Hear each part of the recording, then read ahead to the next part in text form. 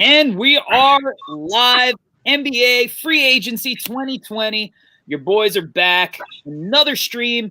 A lot of stuff going down. Yeah, a lot of stuff breaking right now.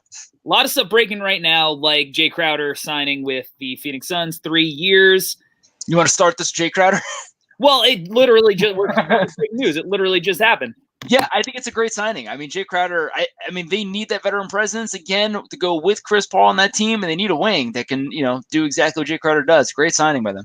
Yeah, 3 years, $30 million too. So it's an actual appropriate amount. There has been a lot of not appropriate amounts, I think. Yeah, it's a very appropriate amount for him, and it's also, you could trade that. So compared to, other teams where they're making.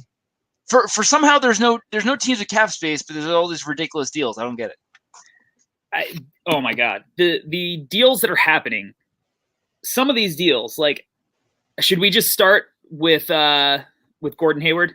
I mean, I guess that's the biggest one to fall, right? I mean, AD obviously we knew going back to the Lakers some way or another. So yeah, I guess Gordon Hayward. Let's start there. That's the best place. So Gordon Hayward, 4 years, $120 million.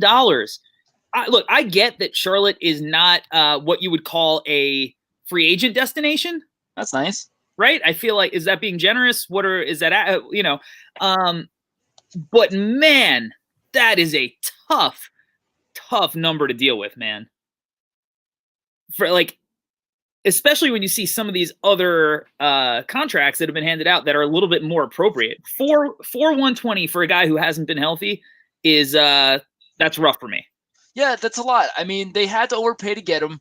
He signed the tender back, I guess, how many years ago is that? Before 3 or 4. When he was a restricted free agent. So I mean, that was a long time. Right? Yeah, it has to. But he signed when he was a restricted free agent. He signed with Charlotte. He obviously always had interest in being and going there. Yeah. So they finally got him. But they had to spend a ton of money to do it for sure. But realistically, $30 million over the next 4 years for Gordon Hayward. You're again, I hate banking on ceiling, but you're hoping to get into Gordon Hayward of old, and Boston was just cursed. So, they need it. I think they need to do it, to be honest, because I don't see what any version of legitimate past All-Star would sign with them. No, I mean, are they ready at the point where they need a superstar to sign with them or anybody? Like, I mean, it seems like they're still. Well, I mean, I don't like LaMelo, so I guess no. I mean, in that regard, it doesn't make any sense because, you're drafting LaMelo to hopefully be the future. Gordon Hayward signing is a win now move. Yeah, for sure. But I mean, maybe it's not a win now move if the guy keeps getting hurt. But I mean, from a team standpoint, he fits in almost anywhere. He's one of those guys that he will fit in anywhere. So, I mean, I guess you have to give it to him from that perspective that it's not like he's going to go in and mess up chemistry or anything. No, I mean, what chemistry? But at the same time, I think, Gordon Hayward can definitely play anywhere. And you could see on the free agent market how limited there are in wings. There's just not a lot. So for Gordon Hayward to be the most prominent one and for Charlotte to grab him, I think that's a great signing for Charlotte. The rumor is the Knicks were not interested to go up to that amount. So, as well as the length, the Knicks didn't want the length. So, I think Charlotte had to do it to try to get any version of legitimacy. They have some contracts that they could possibly trade into something else. I don't know what that something else is going to be. I know they still need to make some moves to be able to make this signing finalized because they can't fit it underneath their salary cap. So they need to either stretch Batum or do a signing trade with the Celtics or something like that. Yeah, I think they have to make some moves. So I mean, there's been like a lot of like complicated things going on to make deals work. I mean, the trade. We'll get into the trades later, but some of these trades, like, they are just a million pieces going a million miles an hour. Oh yeah, I mean, it's confusing for sure. Even trying to keep up on it, but yeah I mean, I think this puts Charlotte closer. Charlotte's definitely going to be fighting for an 8th seed, probably, right? Yeah, I mean, they're going to be fighting with Atlanta, I think. Yeah, so I mean, after being bad for so many years and missing on so many draft picks, again, I don't hate the idea of trying to, make an attempt, make a signing. Gordon Hayward's obviously not going to put them over the edge or anything, but it's at least a piece to be able to, start something possibly, because sitting and tanking through the draft, that's not working either. Yeah, agreed. Shout out to Locker Room app. We are live on Locker Room app as well, streaming. So we're on YouTube, we're on Twitter, we're on the Locker Room app. The Locker Room, we're going to try something new right now. On the Locker Room app, you can get speaker requests, and our guy Maxwell Millington has requested. We're going to see how this goes on this stream. Max, what's up, man? Hey, what's going on? I'm good. I'm good. Sorry if my signal's a little weak. It's all good. What's happening? What are your thoughts on this Charlotte Hornets signing? I don't quite understand it. I thought and I was hoping that they were just going to sit still. Learn more about me and other real nesting audiences at nextamon.com. Better draft class. I don't agree that.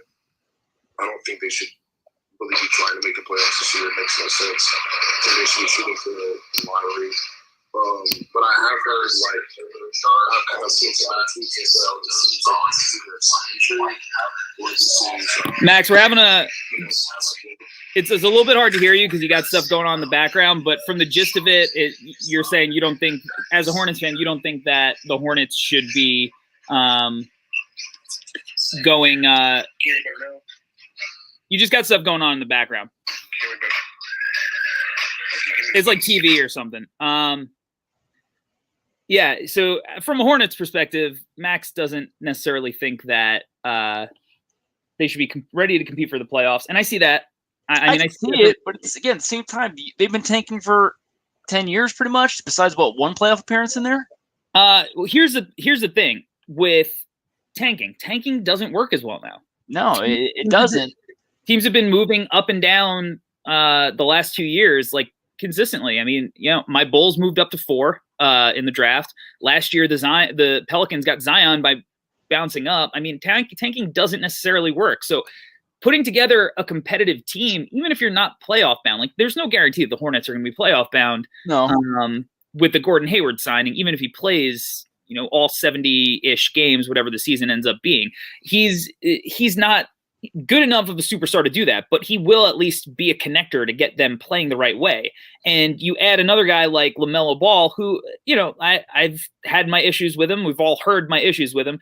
He does, he's another guy who connects the dots and will make some of those other players better. And they are well coached. I mean, they were competitive last year. So they're going to be interesting, I think, from that perspective, for sure. And as well as I hate taking a player that is supposed to be the future of your franchise, because that's why you would draft LaMelo and then putting him in entirely a horrible losing situation. You don't want to do that either. So, I mean, again, I don't hate it.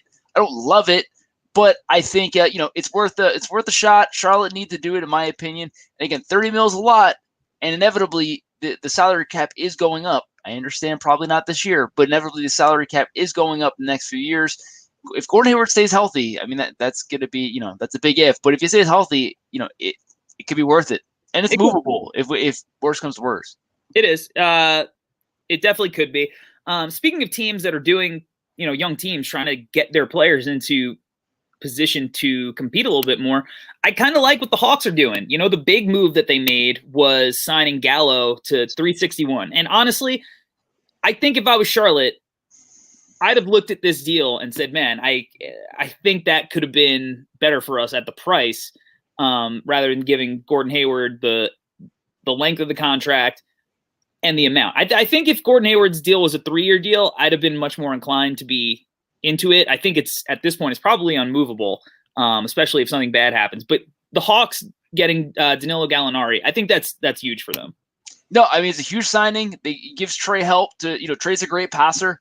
I don't love Trey's game either, but Trey is a great passer. So for him to be able to space the floor the way he does, Gallinari is a knockdown 3-point shooter. I think it is a great signing for them. It's a lot of money for a non-all-star, but I mean, everyone's getting a lot of money in these teams with cap space. It's just what happens in these weird off seasons. Yeah. I also like that they got Chris Dunn. Chris Dunn for the Bulls, Chris Dunn is not great, but Chris Dunn for the Hawks, where Trey can't defend anybody. Yeah. he's just a guy that could play in the backcourt with him. Give Trey a little bit of time off ball. You don't want Chris Dunn to be the guy who is controlling your offense, but he can do some things off the bounce in the pick and roll and whatnot. And, you're putting shooters around him. It's going to give him a little bit more space to operate, and consistent shooters. The Bulls had shooters, but they're not guys you could rely on every night. The Hawks have shooters you can rely on every night. Trey might take some ridiculous shots to lower his three-point percentage, but he's a knockdown shooter when he has time to just catch and shoot. And again, the defensive aspect, you got to surround these guys with defenders, and they drafted Onyeka Okongwu, who a lot of people think is going to be the best defensive big in the draft. They sign Dunn to defend and help him out. They, obviously Cam Reddish is a good defender. They drafted DeAndre Hunter last year to defend. They seem like they're doing things the right way. Their team makes sense. Their team makes sense. I mean, Okongwu, I'm sure they're trying to make him to be the Draymond to that team, but overall, the team makes sense on paper. You put it down. You have your defensive center. You have your stretch four. You have a guy who's going to space everybody out. You have a wing that can possibly guard a few different positions. The team just makes sense on paper. Does that get you far into the playoffs? Probably not. I mean, because it's still lack of talent. But realistically, I mean, they're better, and they're trying to. They don't have their draft pick this year, right? I don't know. What would that be? What is that? The Luka trade? I don't know if they gave up any. They gave up a future first. Well, they gave up a pick to move back. That doesn't sound right. I don't know. Yeah, you're right. I'm sorry. Dallas gave the extra pick. I apologize. Yeah. So yeah, I guess the I know they want to make the playoffs. Again, you don't want to draft these guys. Same thing with Trey. You don't want to draft these guys where you're going to be stuck tanking for the next 5 years. He's supposed to be the face of your franchise. You don't want to be. You got to be in a competitive situation. Make people play real games. Yeah, and Gallinari's been in a lot of big games. How can you see what you got if you're constantly going, 20 and 52? Like you can't really tell. No, you can't. So I love what the Hawks did. I think so far they're the winners of free agency. I don't think they've given out any outrageous deals. They've been smart with the cap. They're a really deep team now. I think the John Collins situation, I think, is going to be interesting. He wants the max. I don't think they want to give him the max. He hasn't. You can't. It's hard to give players the max when you haven't led them anywhere close to the playoffs, and you're not the most important on your team. Most important player. He's a big piece, but he's definitely not the most important player on their team. And at this point, I guess it's going to be arguable whether he's the second most important player on the team, because I don't think he affects winning more than Gallo does. Gallo, he just does more things on the court. And I like John Collins. I think he's a really good young player. I would love to have him on my team. I'm sure the Knicks would love to have him. A lot of teams would love to have him. But if you start getting into that max money territory for a guy who hasn't proven anything, like at least Gordon Hayward at his contract, he's proven a lot, and he's played in big games. John Collins has done none of that. You have no idea how's he going to defend in the playoffs. Well, and that's what happens when you create a team where you draft somebody and you don't try to put pieces around them for 4 years. I mean, you don't know what you got, and you're basically banking on the guy developing. Again, I hate betting on ceiling. Yeah, I mean, and how much higher is his ceiling than it is right now? In a meaningful game, like you need to get players that you could see in the playoffs. That this guy can contribute. Fred Van Vliet can contribute to a playoff team. We've seen it. Someone wants to overspend for Fred Van Vliet. Knock yourself out. Yeah. I actually think. We could transition right into Fred Van Vliet. Yeah. Van Vliet's contract is incredibly reasonable. Yeah. No, it's great. It's a great contract. I think. I'm shocked that the Knicks wouldn't offer him more. Granted, I don't necessarily love it. Let's say because that was the big talk all season. The Knicks got to throw the bag at Fred Van Vliet, and I don't think I love it. I don't think I love Fred Van Vliet being my number one guard. To be honest, I love him next to Kyle Lowry. So I think it's great for the Raptors. I think it's great for him. I think it makes a ton of sense. Yeah, and. I'm a little bit surprised that other teams didn't offer him a bigger deal. And maybe they did, and he just didn't take it because he'd rather, play for a winning team. Well, that's it. He's playing for a winning team with that money. What other team's going to offer him anywhere near that much cash besides the Knicks? I think there would have been other teams. There's been a lot of ridiculous things happening. What I'm just saying, I'm not saying, intelligence-wise, I'm saying what team has the space to do it. Yeah.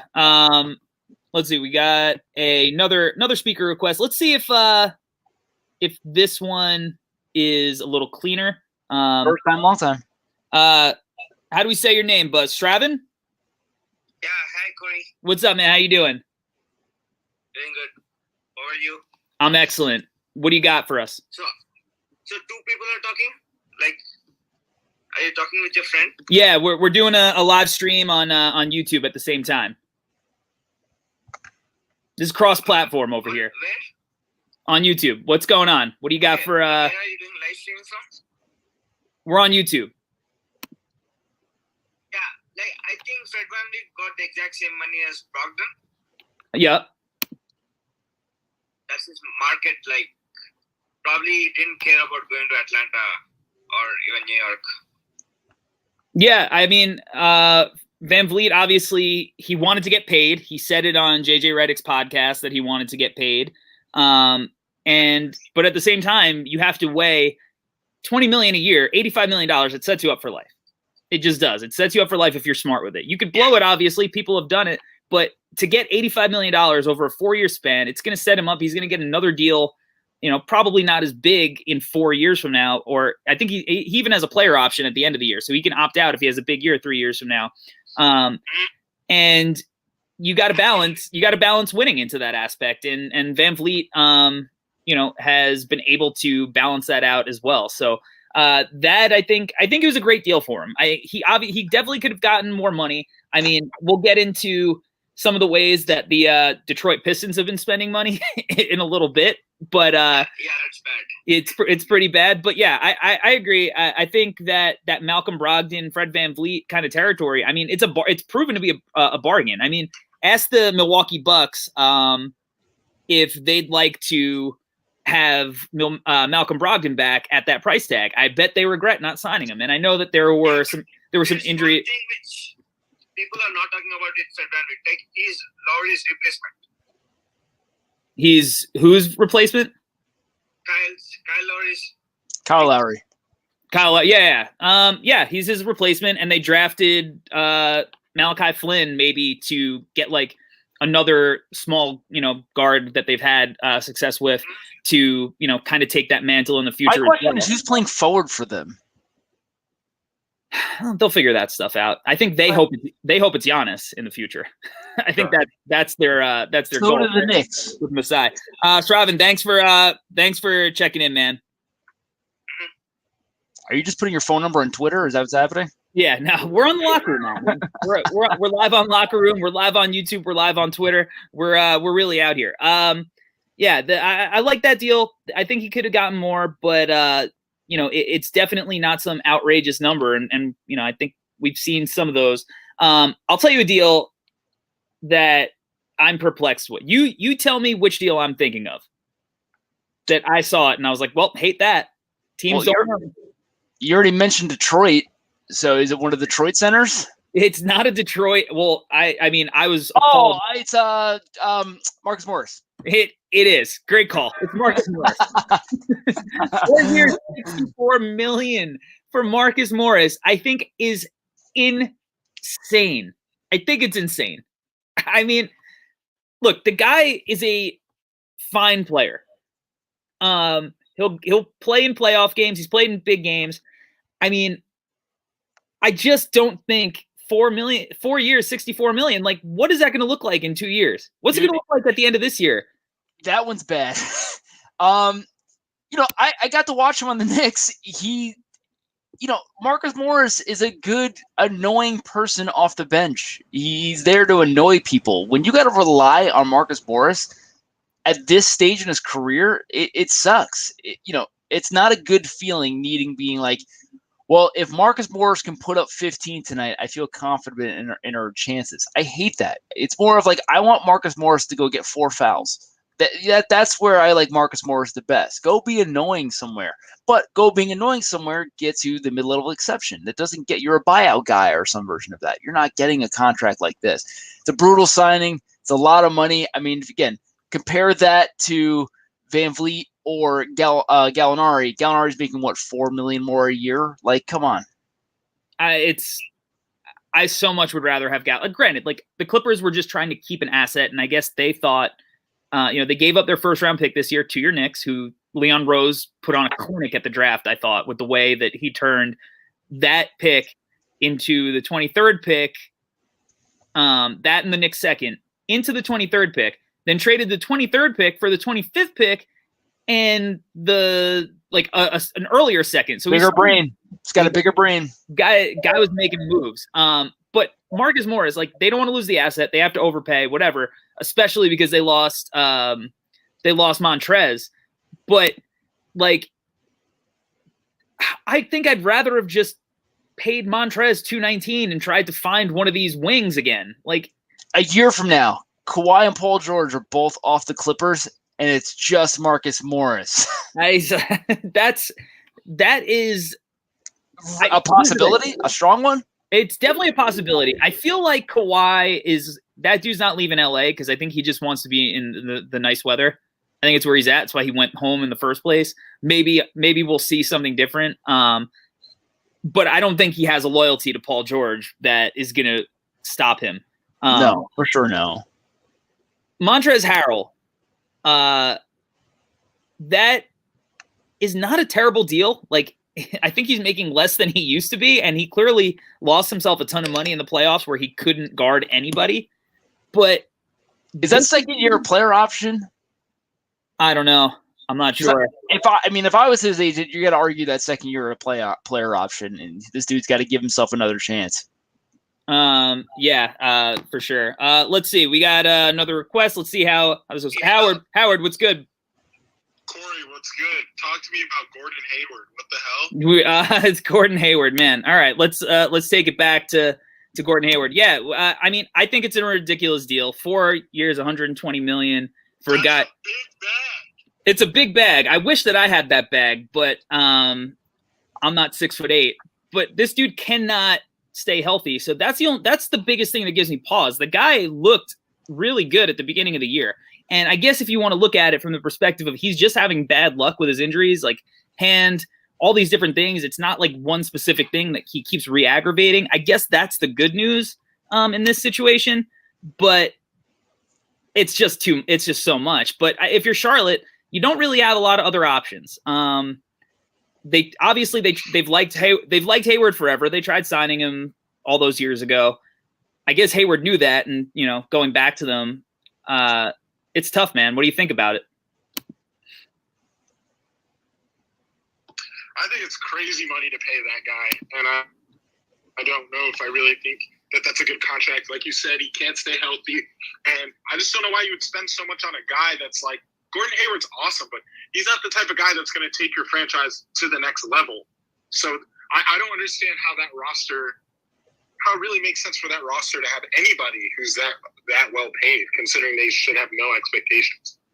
Yeah, well, they love overpaying small forwards, and they just waived Nick Batum, I guess, to make room for it. So they get to go from one small forward who may not offer anything in a couple of years to another one. So that's a fun little wrinkle in this situation. Well, congrats to them. I hope they enjoy it. I hope Melo has a good time with Gordon. That's all I had to say. Yeah, I think it'll be fine, because I don't know has Gordon Hayward ever said anything to anybody. He seems like a guy who just doesn't talk in the locker room. He just shows up. It's just his job. That's what it seems like to me. I hope Gordon Hayward has a good time with Melo. Yeah, that could be. If he shaves his mustache, I would give him more. Oh my God. Can we talk about, I feel like I've been meaning to talk about this mustache situation for a while. What on earth is happening? He looks like a vaudevillain. He does. He takes an L every day he wears that thing. I mean, again, Gordon Hayward has a bunch of injuries, but I'm really not like over the top concerned. A lot of his injuries are freak accidents. They are. They're weird things. If he was like 3 years younger, it would be better. If he was 3 years younger, he's making more than $30 million. Yeah, that's what he just was. I wonder. I don't know the specifics of it. Is it just straight 4/120? Has Woj said that? Yeah, I see 4. I saw, I think from Sham, 4/120 guaranteed. Jeez. Like, are you saying like player option or something like that? Yeah, if there was a player option, a team option. If there's any player option or anything like that. But if I was Gordon Hayward, you think you're going to accept the team option? I would say no. Yeah, I think he would have asked for a player option, not a team option. Right. Let's see. Lipton, Bogey and Rondo. Where will they go? You're trying to say Boogie. I think it's Bogdanovich. I think it's. Oh, I thought it was Boogie Cousins. Yeah, Boogie might be at the end of a bench in Washington or wherever John Wall lands. But I think it's Bogdanovich. Could they both end up on the Clippers? Is that possible? I don't think it's possible.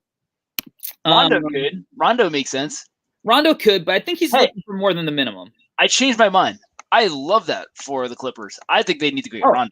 The Clippers need a guy like Rondo. They need Rondo big time. Clippers go get Rondo. Rondo will not let them slack off. No. They need someone to control that offense and, really set them up. And when they're slumping, need someone to help carry them out. And Rondo, there's nobody better. Yeah. I think it'd be great. I don't know how much money they have left because they used – I'm assuming – well, I don't know. If they signed Morris, if they had his bird rights, which I'm not sure they did because the Knicks only had him for a year. So half a year, yeah. But I think that Bogdanovich is 0% possible because Bogdanovich is going to get paid. Like, we saw the situation with Milwaukee breakdown and the whole sign and trade situation. We'll get into the trades kind of in a little bit. There's no way he's signing for the mid-level. The problem with Rondo is he wants more than mid-level, which only good teams. So that means, but the problem with Rondo is that if you're, an up-and-coming team or something like that, you don't want Rondo. Rondo makes no sense on the Knicks. We've seen it a bunch of times. Rondo is a good player on a winning team. On a losing team, he is not good. Like, he just doesn't. His motivation to grind it out to help this rebuild. Rondo's not a rebuild, grinded out guy. Nothing about him has seen it, and it hasn't created, a winning culture off of a losing team. That's really what hasn't Rondo been his strong point. His strong point is really trying to be, this ladder Jason Kidd where he's just on a good team trying to help elevate the good team to the next level. And most of the teams that fits that bill only have the mid-level.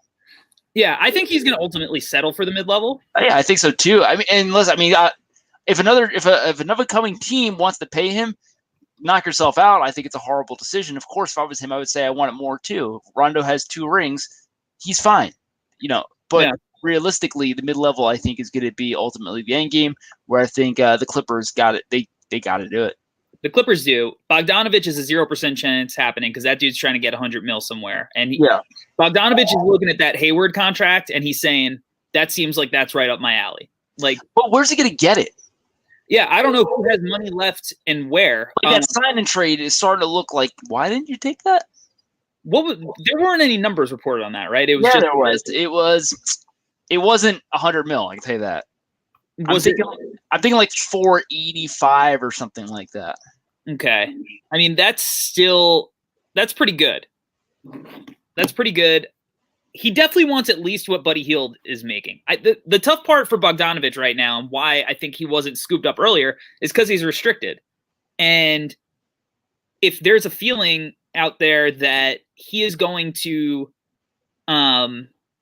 be matched by the Kings, then teams don't want to wait around and lose the opportunity to sign other guys, and just because he's a restricted free agent. If Bogdanovich was unrestricted, I think that he would have went and got paid quick. Yeah. No, for sure, 100%, for sure. I mean, when people are a restricted free agent, it gives their team the opportunity to match any deal that is offered to them. Now, that being said, this is the exact situation the Knicks were a few years ago with Tim Hardaway Jr. Tim Hardaway Jr. played great at the end of the year with Atlanta, and if the Knicks offered Tim Hardaway a reasonable contract, Atlanta would have just matched it. Now, the Knicks had to completely overpay Tim Hardaway Jr. to make sure they actually get Tim Hardaway Jr. That's the only way that their team wouldn't match the deal if it's a complete overpay or something like that. So the Knicks did the complete overpay. So in this situation, I don't see the team that's going to completely overpay Bogdanovich. I don't. Where's that team? I don't know. It probably should have been Atlanta. Yeah, but I like Gallo for them. I'm not saying It's I'm not there's- shitting on Gallo. I just think that had to be what he was banking on because there's no other team out there. It makes no sense. It makes no sense for the Knicks. I like it for the Knicks. It's just a lot of money that we would have to offer this guy that, okay, we're going to tie up our money in Bogdanovich and then be capped out next year. I don't know what the ramifications would be, and how I feel like Leon Rose can make it so they could free up pieces. You know, obviously the Randall situation, you got to see how that happens, how they can get, if they can get rid of him and see how they can get rid of him. But just from a player personnel standpoint, if the Knicks were going to give a player a contract, I think Bogdanovich is actually the type of guy that makes sense for them to give a contract to, because he at least has a skill set that the Knicks don't have. If we had an actual point guard, I might buy into it, but we don't have a point guard to go with it. It makes no sense. No, but I guess you have to have confidence in the front office to find one eventually. Okay, welcome aboard to the Knicks bandwagon. That seems great. We'll have some confidence in the front office. We'll just find one. From what I've seen of the front office, the Knicks front office over the last week, I think they're crushing it. I think they're incredible. That they're doing a great job. I have 20 years of pain, and we did one good week. Hear anything about Ingram's going to get the max?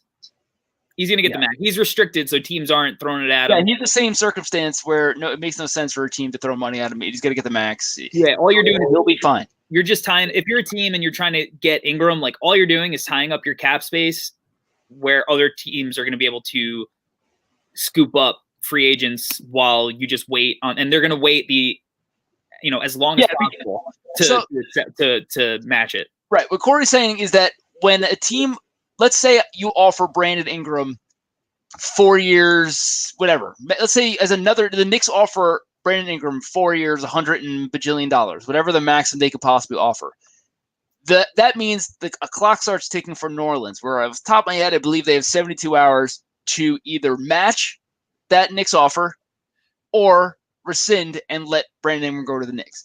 The problem with that is by the Knicks making that offer so early in free agency, that $100 bajillion deal that we offered to Brandon Ingram, we're stuck. That means the Knicks can't sign or do anything. You're just locked a free agency because you're completely capped out now for 3 days, just waiting for the Pelicans to take their time and make a decision. Now, if the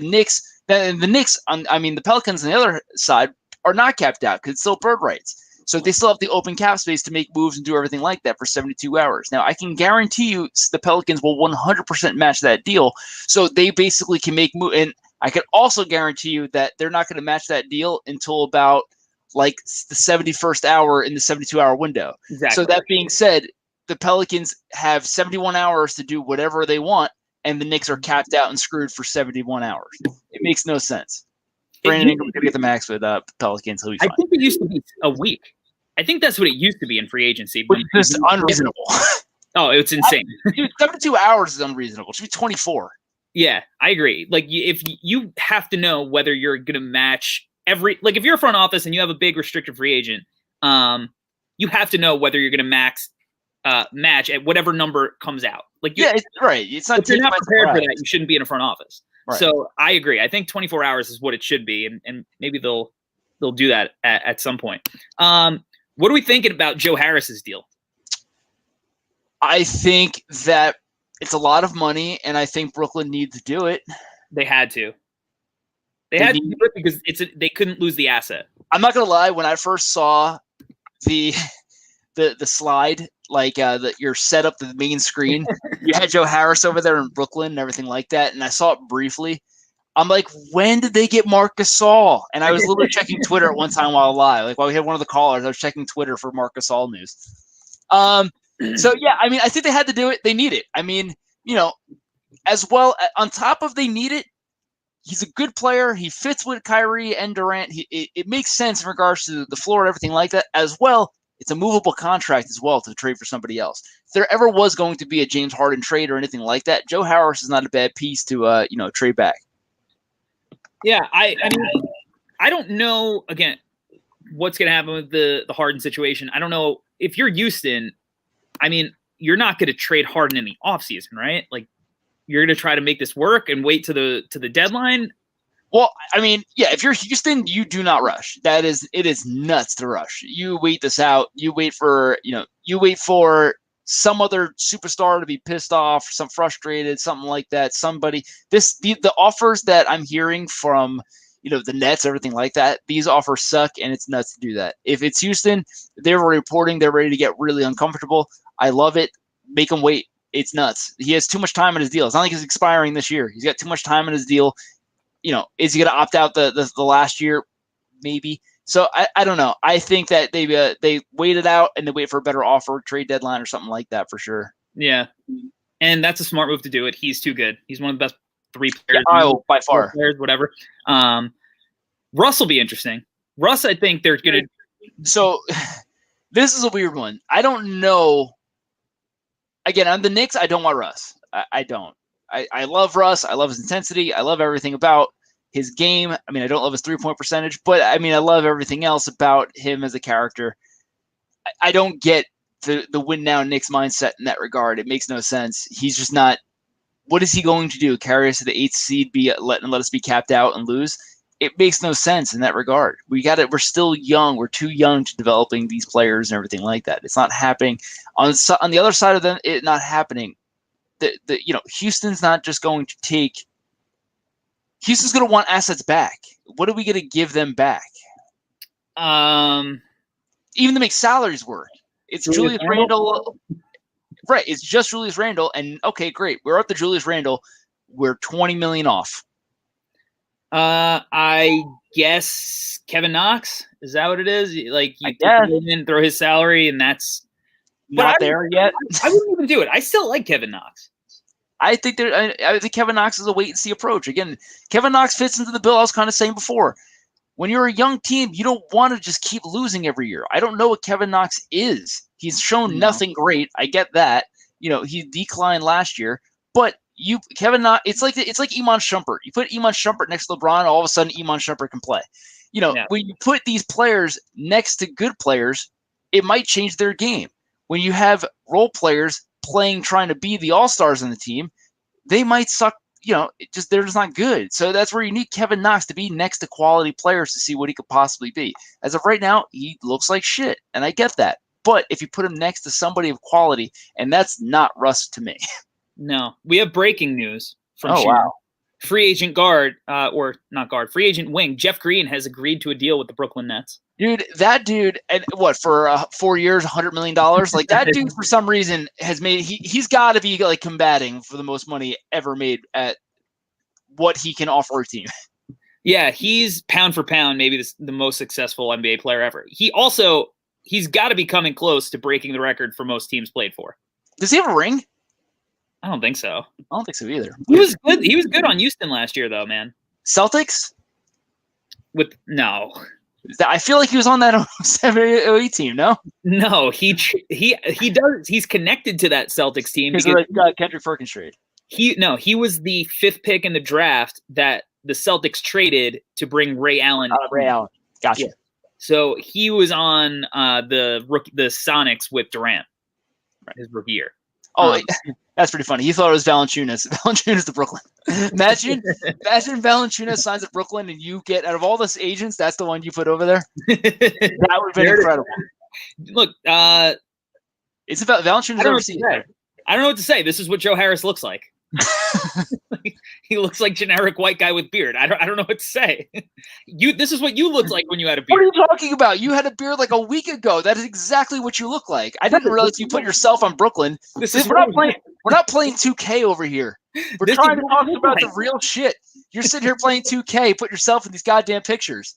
This is what we look like when we have a beard. Yeah, get out of my park and let's talk about some free agency trades. I think it's my city now. All right, so trades happening due to the free agency thing. Bye-bye Steven Adams. Thought he was going to be an OKC lifer, but they are in acquire every single draft pick of all time mode, and they got to get rid of him. He is now a part of the Drew Holiday trade. I have absolutely lost track of what this trade has turned into. I have no idea. So, I can't.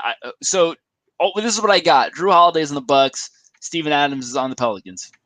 That's the main part of it. I think Woj even wrote it out in such a confusing way because somehow Denver's involved. And Woj wrote it out in such a confusing way that RJ Hampton panicked on Twitter because he thought he was getting traded out of Denver to somewhere else. And Woj had to clear it up. Right, Woj cleared it up. So the Steven Adams to Pelicans trade includes Denver, which traded a 2023 lottery pick, first-round pick for the 24th pick. That pick's headed to the Thunder along with 2 seconds for Steven Adams. New Orleans is routing that Denver pick to OKC, a far easier way to explain it. He's just confusing the masses. But Steven Adams, I like. I like Steven Adams. Yeah, I mean, he's a great player. How much time does he left on his contract? Isn't it like a year? I don't know. That dude signed a monster deal at some point. Did. But I feel like he's had this monster deal for a long time. But I like Steven Adams. He's a great player. Big men are becoming more important again in the league. I think he's tough. He's playing in big games. I think he's a great veteran for that team. Yeah. You're losing Derek Favors and taking on Steven Adams, and I'll take that. And you know what? He's a vet that, like, one, I think they need all the vet leadership they can get, and I think JJ Redick's great. But JJ Redick seems like he's probably the most popular player in the NBA at this point. Maybe it's because his podcast blew up and everyone just wants to be nice to him and say nice things, and he's been around forever. But Steven Adams is a no-nonsense guy. Like, he is going to beat you up in practice if you are not playing hard, if you're showing up out of shape, if he's doing anything like that. I think it sounds like you're alluding to somebody. Well, I don't want to allude to anybody too much, but he's just a guy that's going to hold the young guys accountable. And yeah, Zion obviously needs that. So, I mean, I think that's huge. I think that's huge that they got a player like that. The problem with the Pelicans, you're basically putting the keys in Lonzo's hand, right? Well, honestly, I could see Lonzo being on the way out. And they just drafted Kyra Lewis Jr. I forgot about Kyra Lewis. Yep, that makes a ton of sense. Who's I didn't have him first on my board or anything in the draft, but he's my favorite player in the draft. I just like watching him play. Yeah. And I think that they see that same potential. I think it was insane that he dropped to 13 just in general. And I think this means that Lonzo is either, just they're out on him. I don't know if they're going to, panic trade him or anything, but I think they're out on him. They drafted Nickeil Alexander-Walker last year, who's a point guard. This is Lonzo's last year before he's got to get paid, right? Before he'll be a restricted free agent next year. That's horrifying. Yeah. And they got Eric Bledsoe. Oh yeah, Eric Bledsoe. Eric Bledsoe, great regular season player. That's a great signing for them. Yeah, so they're going to be a good team. Like, they're a playoff team. They're a good team. No, they're a good team. I mean, Zion's got to stay healthy, but I think that that's a really fun team. It's a good team, and obviously they'll re-sign Brandon Ingram. Great. That's going to be one of the funner teams to watch. Dude, I mean, how much did they crush this instant rebuild, man? I mean, 2 years or 3 years ago, we were talking about, are New Orleans going to lose the Pelicans? And now this looks like a team that is destined to set something up. I mean, they got to capitalize and understand that they have some version of an immediate window they need to take advantage of, so they're not like the Timberwolves, where we all thought the Timberwolves are going to be the second coming of greatness, and then all of a sudden that team is somehow back into the first pick and lottery and everything like that immediately. So I'm super interested to see how that team develops. I think David Griffin has been absolutely killing everything he's done since he's been there. So a lot of fun. The Timberwolves are I think they're a disaster right now. Oh my God.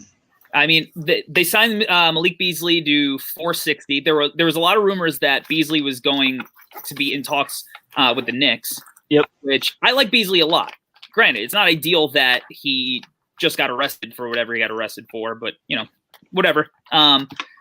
He's a guy that I think, young guy.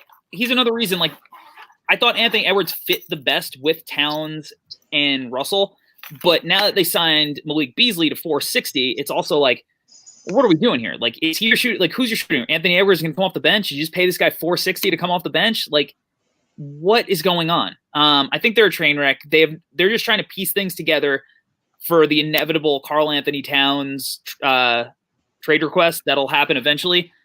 And then, granted, probably not anytime soon, because if they lose Cat, D'Angelo Russell's gone too, right? Yeah, then they're just in full on scrape it, bare bones, accumulate every asset you can, rebuild on purpose and be bad instead of now they're trying to win and they're still bad. Yeah. But but like you said, like New Orleans is the example of their team that could have been in a lot of trouble, and they are probably like this is probably the best team they've ever had. Probably. I mean, the Chris Paul teams were good, but yeah. Yeah, the Chris Paul teams were good, but they were the Hornets at that point. So I don't know if you want to. Okay, fair. I don't know. I don't know what the history works there. And they made the second round that one year when they beat the Blazers. So obviously there's an argument. There's no one saying that they've had a better player than Anthony Davis, but I think collectively as a team, they're talent-wise, I think they're loaded more than they've probably ever been. It's a balanced team. It's a team on paper that makes sense. I think and Lonzo, obviously, I'm sure one day would like to get paid more than he's making right now, so he needs to really play well this season if he actually, in fact, is going to be there. If don't we all, Lonzo? Don't we all? If Lonzo's going to get moved, that's a different thing. And again, Knicks fans, I don't want Lonzo in the Knicks. Please keep this away from us. Gary Clark, breaking news, to Orlando, 2 years, $4 million. Okay. Which dude, you know who else is another player who just keeps getting paid that I'm like, oh yeah, he still exists. Michael Carter Williams. Yeah, to Orlando. I saw that made me think of it. Like Michael Carter Williams, just keep collecting those checks. I gotta say, the dude can defend. He's a good defender. Yeah, great defender. He's athletic. Can't dribble a basketball. Again, Orlando is my team. That if there's a team that, I mean, after the draft, that doesn't make sense. But I really wanted. I think Orlando to trade for Russ. I think I loved it. I loved it on paper. I would love Russ and Valanciunas together, but after the draft, it might not make a ton of sense. All right, let's bang out some of the other bigger contracts that we missed. There aren't any like huge contracts, but Davis Bertans got $580 from the Wizards, and I think we all expected that. Yep. Good contract. Fine. Good contract. That dude, he shoots the shit out of the ball. Yep. Jordan Clarkson got $452 from the Jazz. I don't think I love it. I don't like Jordan Clarkson's game. I would have liked $440. Yeah, but there's not a big difference, so I'm not going to go crazy over it. Yeah, it's not a ton of money in that, in the salary cap standards. But Jordan Clarkson, he's your bench guy, right? Do you want him starting? Well, that's it. They signed him specifically to be their bench plug, right?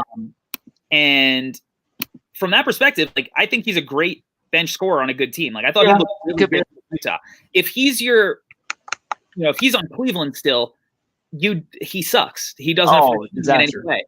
But he's a guy that will affect winning off the bench if he's on a good team because he can go and get hot really quick. Right. But it makes it so if you have to rely on him to get hot in the playoffs, that's where you can get into trouble. But I think the goal of the Jazz is to not have to rely on him in the playoffs. And obviously, if Bogdanovich was with them in the playoff bubble, I think they would have made the second round. And for sure.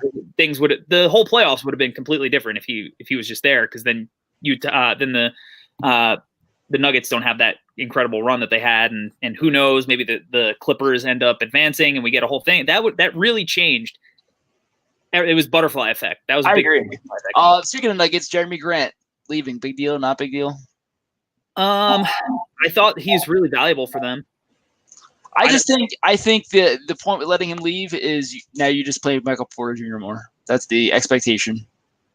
I'm sure they offered to match the contract. He wasn't a restricted free agent, so they couldn't actually match it, but like they offered him the same deal that Detroit gave him.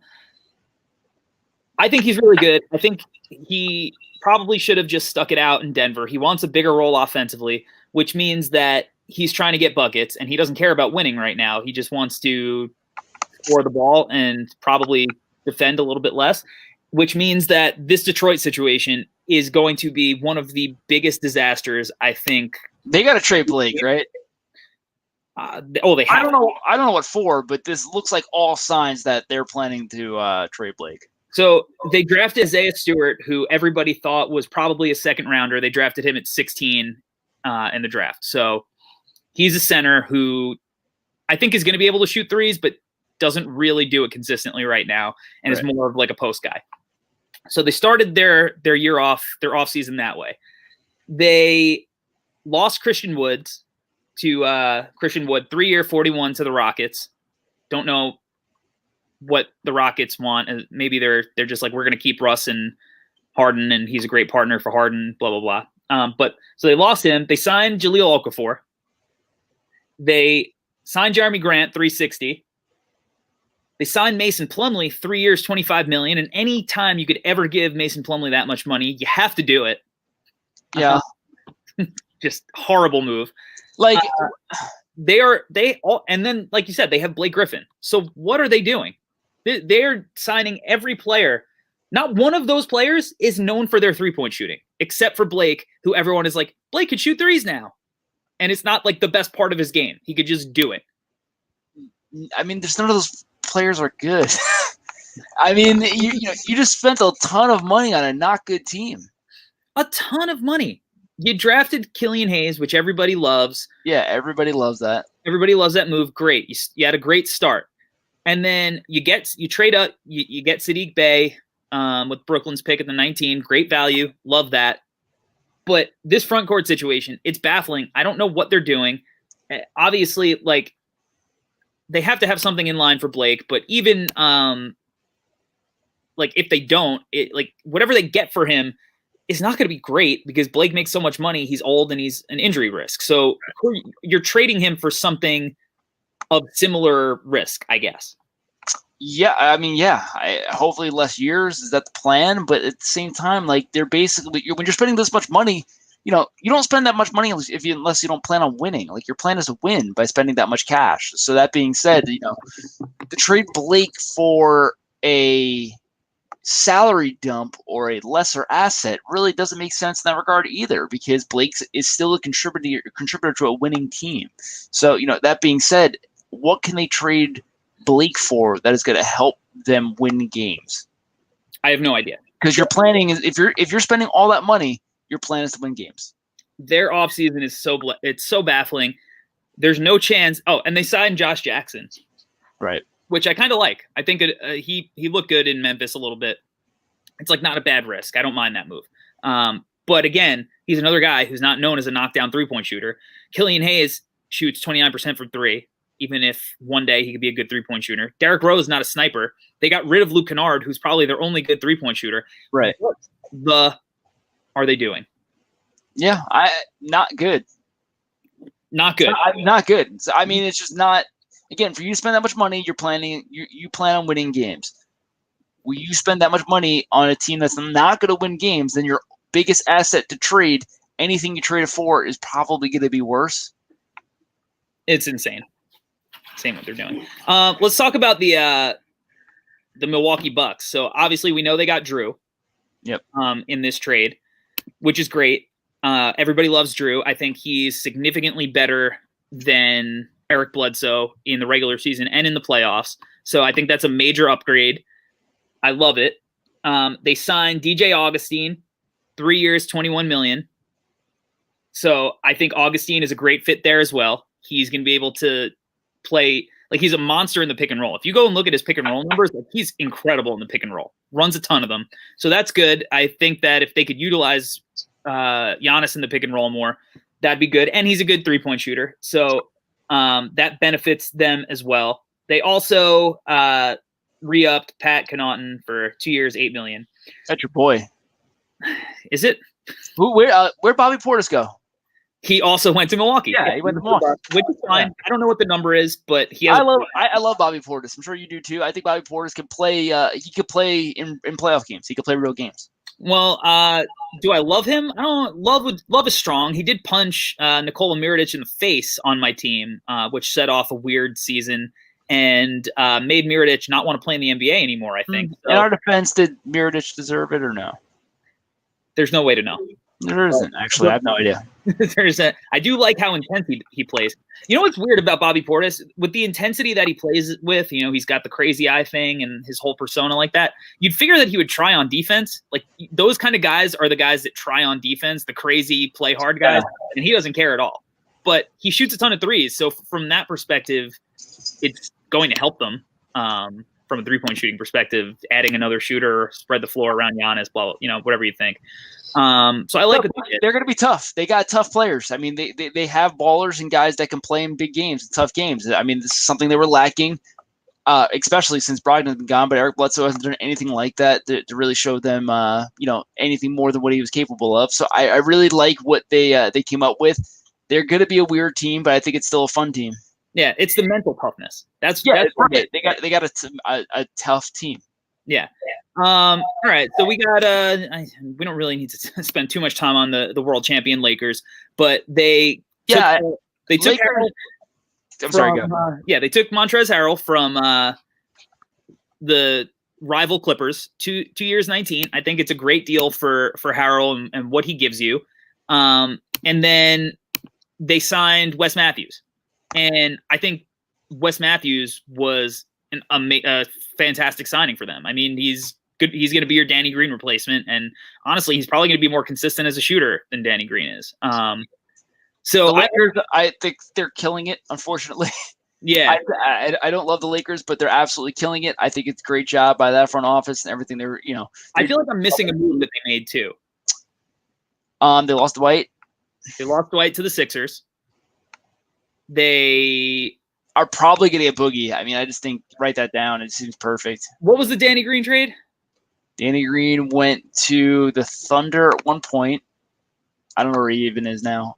Yeah, I don't know. I forgot what they got out of that. Who they traded? 76ers? He's on the 76ers now? Yeah, but they traded Danny Green and their draft pick for what? Schroeder. They got Schroeder. Schroeder, right. They're killing it. No, they did a great job. I absolutely hate Schroeder's game. Like, I hate it. Really hate it. But, off the bench, everything like that, when there's nothing else, I mean, I think, he can put up points and get buckets for sure. So I think that's a good piece for what they need. In the last, 5 minutes of a game, do I want Schroeder on the floor? Absolutely not. Do I want to watch Schroeder on the floor, 5 minutes left in the game, and LeBron standing next to him and Schroeder won't pass? I think I actually would like to see that. That sounds hilarious.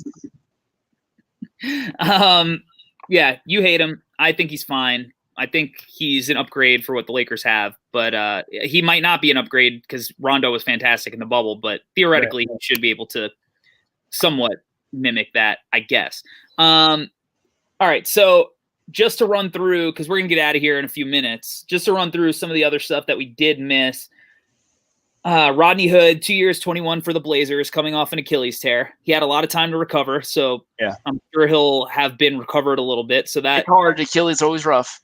Achilles are rough, and he's not KD, so there's a lot less leeway for him. But have to start. But if he's 90% of what he was, 2 years, 21 is a fair deal for him. Yeah, we touched on Avery Bradley to the Hawks. I think it's a great signing. Avery Bradley to the Heat. I'm sorry, Avery Bradley to the Heat. My fault. Yeah, Avery Bradley to the Heat. Great signing. That's a great signing. It fits. It just fits everything there. Yeah. The Heat also got Mo Harkless on a really cheap deal. Yeah, it's a good one as well. You could see it feels like they've already been on the Heat. Yeah, they're Heat guys. Mo Harkless, St. John's, New York guy. Yep. Shout out to Mo Harkless. Let's see, Justin Holiday, 6 years or 3 years, 6-year deal. 3 years, $18 million. 6 years, 6 per. I like Justin Holiday. I mean, that's still it's not a lot of money, but he's getting up there. It's fine. And then let's close it out. We'll talk about the big Bulls and the big Knicks signing. Alec Burks, baby. Alec Burks, 1 year, $6 million. Somebody said something. I think our guy, Mr. Cool on Twitter, who is a consistent contributor to the show, said that they gave him the Ziploc bag. That's pretty funny. So that was good. And the Bulls signed Garrett Temple for 1 year, $5 million, and Garrett Temple's fine. He's like a good player. I'm fine with both. Alex Burks only for 1 year, so it's same idea. Yeah, same thing. Both moves are great. Like, they're boring, but yeah, they're both guys you could trade. I'll sign off on this. I mean, Knicks fans, here's the deal. I got some bad news for you. Julius Randle is probably going to be on this team, so I would expect that to happen to at least the deadline. At the deadline, a team could talk themselves into trading for Julius Randle just in case injuries, everything like that. But it makes no sense. Do we really even want to trade Julius Randle? I get it. He does a shitty spin move that everybody hates. He's shitty on defense, but he's also only for this year. So after this year, we don't have to worry about it anymore. Rather than trying to trade Julius Randle as a salary dump to another team where we're just going to collect more salary back or something like that. Nobody's giving us, first rounders right now for Julius Randle. I'm sorry. So, if we trade Julius Randle, we're going to have to take some salary back because it makes no sense for a team that can possibly fit Julius Randle into their salary cap trading for him. It makes no sense. So that being said, it might make sense to just tough it out Randle for the rest of the year. No, it's not going to stunt Obi Toppin's growth. I get it. It's not going to get in the way. Julius Randle's not the future. It'd probably end up being a situation kind of like what we did with Canner, where we had Canner signed, and unfortunately, he's making $20 million, but he's just stuck on the bench. So it might end up being something like that. It worst comes to worst.